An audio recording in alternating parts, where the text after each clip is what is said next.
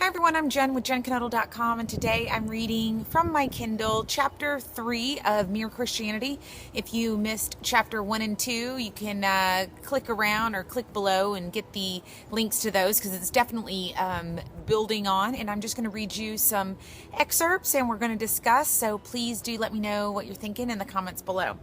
So on Chapter 3, the title is The Reality of the Law, and he just starts off, I go back now to what I said at the end of the first chapter, that there were two odd things about the human race.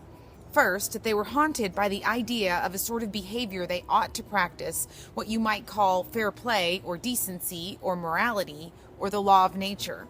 Second, that they did not in fact do so. So he's establishing there's a law of nature, there's a moral code that we all seem to know it in general, and most of us don't do it all the time. Certainly not perfectly, right? Like no one does it perfectly. So he says, I'm not concerned at the present time with blame. I'm trying to find out the truth. So he's not like, and that's you and you and you. It's not even about that. We're just trying to establish that there is this law.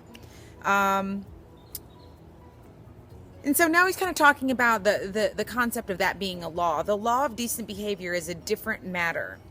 That law certainly does not mean what human beings in fact do, for as I said before, many of them do not obey this law at all, and none of us obey it completely. So just, once again, driving in the point, there's this way that we think we're supposed to act, and none of us act that way all the time. So what's that about? And as for decent behavior in ourselves, I suppose it's pretty obvious that it doesn't mean the behavior that pays. It means unselfish behavior, right? It means not saying anything when we want to, or, not hurting someone if we want to, or getting back at them, or wanting more money, or all of those type things. So it's not necessarily, things that make us look great and things that are great for us. And then he goes on to say, if we ask, why ought I to be unselfish? And you reply, because it is good for society. We may then ask, why should I care what's good for society except when it happens to pay me personally?